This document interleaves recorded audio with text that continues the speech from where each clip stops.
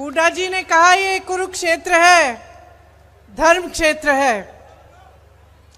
यहां से दुनिया में सब धर्मों के बीच हमारे धर्म का संदेश यहीं से उभरा, यहीं से उठा।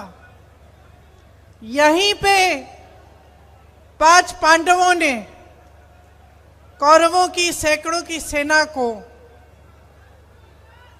शिकस्त दिया। मैं यहां आसपास साधना करने आती थी, 11 दिन की साधना होती थी। यहीं से कुछ 45 मिनट दूर होगा, आधा घंटा दूर होगा, और गुरुजी का प्रवचन सुनना था। हर शाम को मौन साधना थी, तो 11 दिन हम मौन रहते थे। कई बार मैं आई और गुरुजी प्रवचन में हमेशा ये कहते थे कि ये जो धरती है ये पवित्र धरती है। इस धरती ने हमें दिखाया है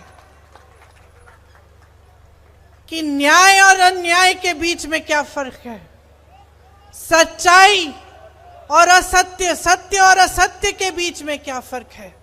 इस धरती ने हमें दिखाया है।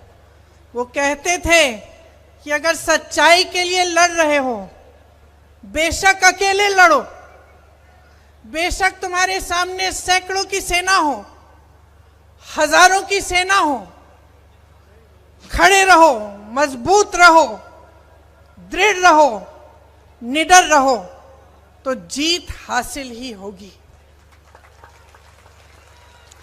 आज हरियाणा की जनता की क्या लड़ाई है? यही लड़ाई है। सदियों बाद आज हम वहीं पे हैं जहां उस समय थे।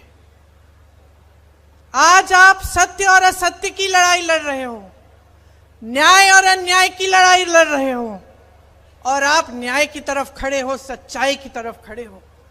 आपकी सच्चाई क्या है, आपका सत्य क्या है? मेरी बहनें बैठी हैं, क्या सत्य है आपका? आज महंगाई से जूझ रही हैं आप। गैस सिलेंडर 1200 का है। 2-3 दिनों में श्राद्ध खत्म होंगे, नवरात्रि शुरू होगी, त्योहार का समय है।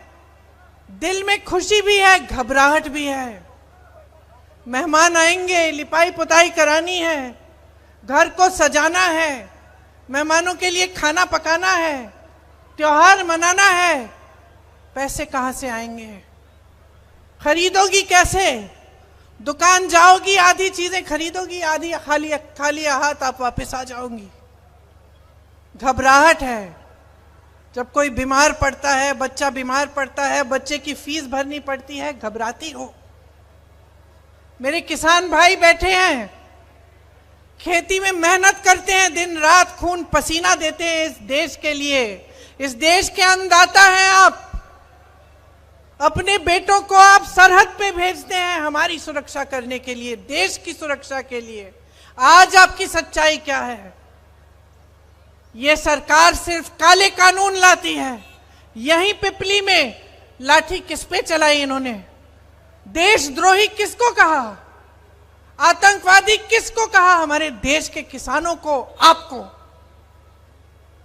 भूलिए मत कि आपकी सच्चाई आज जो है, इसमें बहुत बड़ा श्रेय इस 10 साल की भाजपा की सरकार में ने लिया है। इनका श्रेय है इसमें। यह सच्चाई कि आप किसानी से, खेती से आज कमा नहीं पा रहे हैं, आपको एमएसपी नहीं मिलता है। बड़े बड़े मंचों पे ऐलान करते हैं एमएसपी दे रहे हैं, और ऐसी फसलों पे देते हैं जो आप उगा ही नहीं रहे हैं। तो आपके आगे आपका भविष्य क्या है? नौजवानों का हरियाणा में आज भविष्य क्या है? बेरोजगारी ही दिख रही है, अंधकार ही दिख रहा है।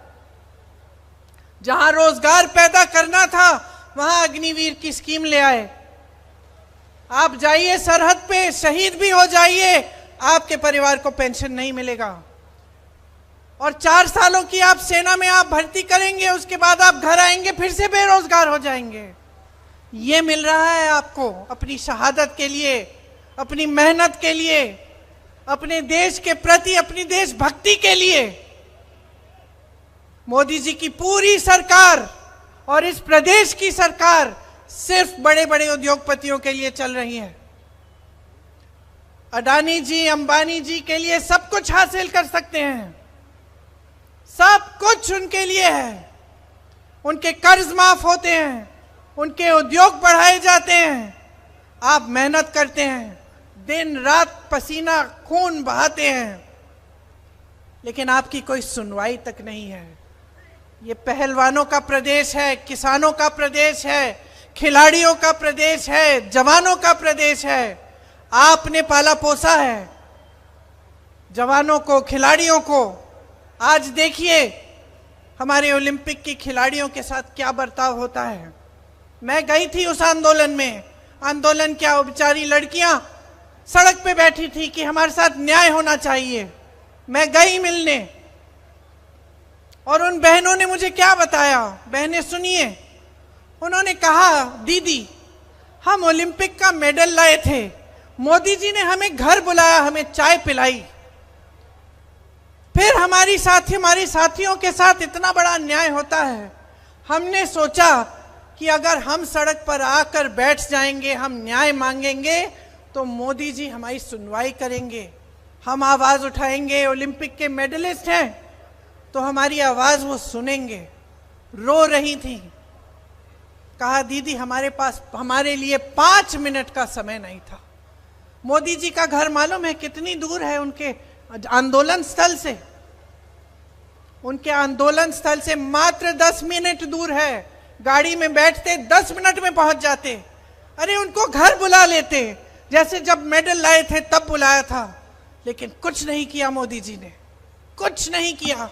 ये लड़कियां रोती रहीं, आज लड़ रही हैं, न्याय के लिए लड़ रही हैं। कांग्रेस पार्टी की उम्मीदवार बनी है विनेश, हिम्मत वाली लड़की है, वो हरियाणा की पहचान है। मैं उसको देखती हूं, मैं हरियाणा की हर लड़की को देखती हूं, जब भी उसको देखती हूं मुझे गर्व होता है। वो जब आई हमसे मिलने, उन्होंने ये नहीं कहा कि मुझे शान चाहिए, शोहरत चाहिए, सत्ता चाहिए। उन्होंने कहा कि अगर मेरी राजनीति में आने से मेरे आंदोलन को मजबूती मिलेगी, अगर हरियाणा की मेरी बहनों को न्याय मिलेगा, तभी मैं राजनीति में आऊंगी, मैं उनके लिए लड़ूंगी। ये है आपकी भावना। तो मैं ज्यादा लंबा नहीं बोलना चाहती। मेरे भाई मजाक कर रहे थे, अभी मेरे से कह रहे थे तुम कम से कम 45 मिनट के लिए बोलती हो, उससे कम नहीं बोलती। तो मैं थोड़ा कम बोलूंगी। ज्यादा लंबा नहीं बोलना चाहती, बस ये कहना चाहती हूं कि देखिए आप में सब कुछ है, हिम्मत है, शक्ति है, वीरता है, देश को दिखाया है, और सदियों से आपने देश को दिया है, अपना पसीना, अपना खून, अन्न, सब कुछ दिया है। आज अपने लिए हक मांगो, अपना अधिकार मांगो। ये आपका अधिकार है, आपका हक है कि आपके लिए जो सरकार बने वो आपके लिए नीतियां बनाए, कि जो नेता आपके सामने आए सर झुका के आए, घमंड करके ना आए, 56 इंच की छाती वाली बातें ना करे, ये बात करे कि तुम ही मेरे भगवान हो, कि ये पब्लिक है जिसने मुझे बनाया है, और क्योंकि इस पब्लिक ने बनाया है इसलिए मेरा दायित्व है, मेरी जिम्मेदारी है कि मैं इस पब्लिक, यहाँ के किसानों को, यहाँ के मजदूरों को, यहाँ की महिलाओं को, यहाँ के नौजवानों को आगे बढ़ाऊं, उनका विकास कराऊं। और आप में बहुत विवेक भी है, आप पहचान जाते हैं हर चीज। आप आज पहचान रहे होंगे कि भाजपा के नेताओं ने क्या क्या कहा और क्या करके दिखाया। अभी भैया और मैं कुछ परिवारों से मिले, वो जो फैमिली आईडी है उसके बारे में वो बता रहे थे कि फैमिली की आईडी बनानी होती है, उसमें हर परिवार के सदस्य की आमदनी, चाहे 17-18 हो परिवार के सदस्य, चाहे अलग अलग परिवार के यूनिट ना हो, मतलब एक भाई, उसकी बीवी, उसके बच्चे, दूसरा भाई, उसकी बीवी, उसके बच्चे, सबकी आमदनी जोड़ के सरकार क्या कर रही है, आपको सरकारी स्कीम से निकालने का काम कर रही है।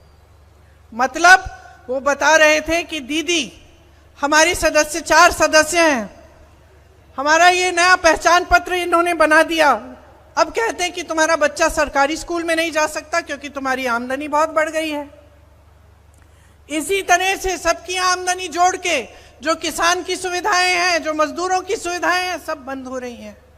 ये सारा काम जो हो रहा है सिर्फ बड़े बड़े उद्योगपतियों की भलाई के लिए हो रहा है, आपके लिए नहीं हो रहा है। आप आंखें खोलो, पहचानो कि सच कौन बोल रहा है, झूठ कौन बोल रहा है।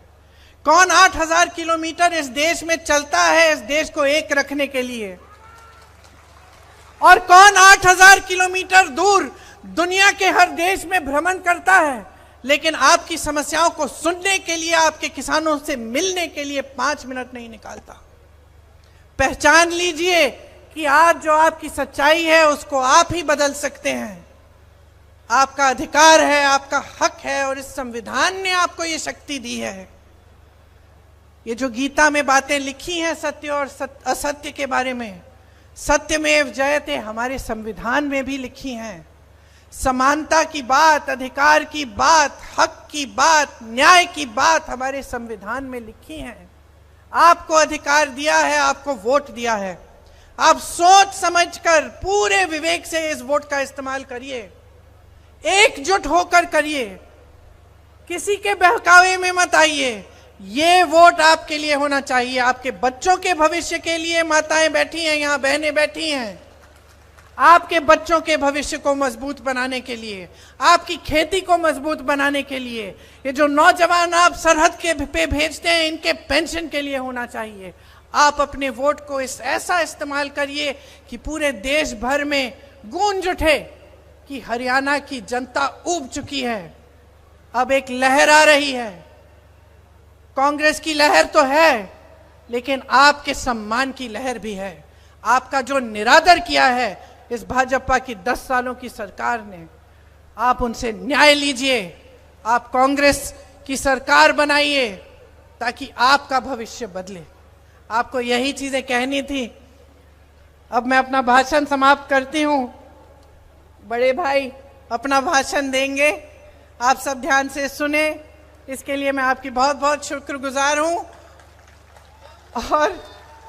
और नवरात्रि के लिए, दशहरे के लिए आपको बहुत बहुत शुभकामनाएं हम सब की तरफ से। धन्यवाद।